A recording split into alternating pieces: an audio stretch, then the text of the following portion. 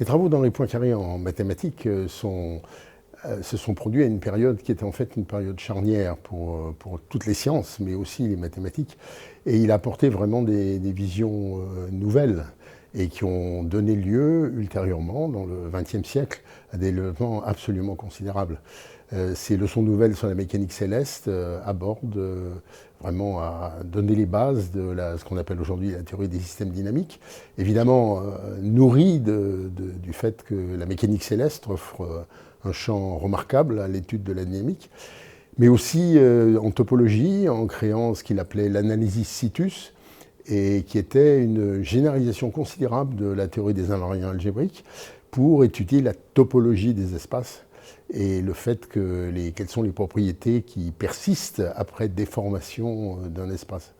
Et ça, c'était la base de développements absolument gigantesques dans le XXe siècle, qui se sont matérialisés dans la première moitié, mais qui ont explosé complètement dans la deuxième moitié du XXe siècle et qui continuent à être d'une très grande actualité. Et puis à côté de ça, il y a ce fameux problème qu'on appelait la conjecture de Poincaré, qui a été résolu juste à la fin du XXe siècle par Gregory Perelman, qui était une question apparemment simple et presque banale. Est-ce que le seul espace fermé sur lui-même en dimension 3, qui est simplement connexe, est la sphère? Et en fait, pour le résoudre, beaucoup de gens ont essayé par des méthodes topologiques, parce que c'est une question de topologie. Il s'est révélé que c'est des approches en fait nourries un peu de la physique théorique, mais utilisant aussi de la géométrie riemannienne, aussi la théorie des équations dérivées partielles, aussi des estimations, avec des idées très originales, que Gregory Perelman a résolu cette conjecture Poincaré, qui était un des grands problèmes ouverts des mathématiques pendant tout le XXe siècle. En fait, c'est très intéressant quand on s'intéresse aux questions d'interface entre disciplines. On vient d'une période historique, si je remonte au XIXe siècle ou même au XVIIIe siècle, dans lesquelles d'abord les mathématiciens, on appelait ça les géomètres, ce qui était un peu significatif, même s'il y en a qui ne faisaient pas que de la géométrie, de l'algèbre par exemple. Mais disons que beaucoup des grands contributeurs de ces époques étaient tout à la fois des physiciens, des mathématiciens, mais ils faisaient d'autres choses. Donc la notion de spécialisation n'était pas aussi marquée que maintenant. On est rentré ensuite, à cause des développements considérables du début du XXe siècle, dans une période où les mathématiques se sont quand même assez fortement séparées de la physique. Mais ce n'était pas du tout le cas de Poincaré, qui était en fait presque un savant universel, c'est-à-dire qu'il s'intéressait à tout, il comprenait tout, il avait des idées sur tout. Et donc c'est très intéressant de voir dans ses écrits comment il ne fait pas de distinction entre disciplines scientifiques. D'une certaine façon, pour lui, l'interdisciplinarité est tout simplement une remarque banale, parce que si on veut comprendre le monde, on doit utiliser tous les outils qu'on a à sa disposition. Et il y a aussi bien des outils qu'on qualifie aujourd'hui de mathématiques que des approches physiques.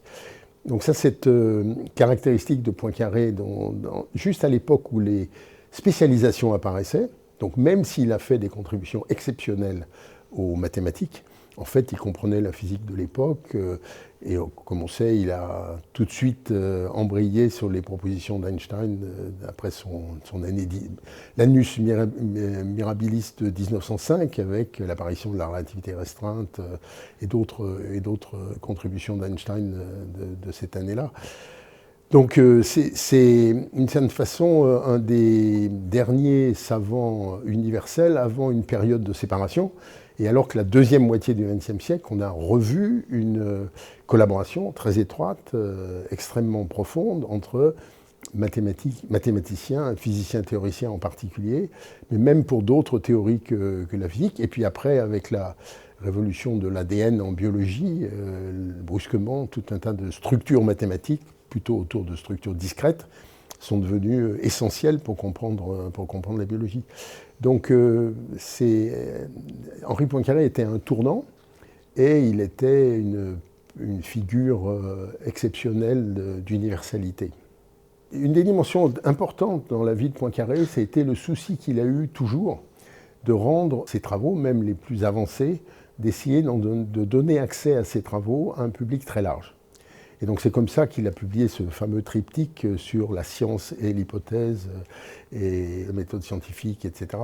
Et qui sont des livres écrits d'une plume, d'une clarté remarquable, sans concession, en parlant de choses vraiment scientifiques, mais avec l'idée qu'un public, disons, éclairé, sans être savant, puisse y avoir accès. Et ces livres ont eu un succès considérable. Donc ils ont été publiés juste au début du XXe siècle. Mais ça a été une préoccupation de Poincaré toute sa vie de donner accès à la science à un public très large.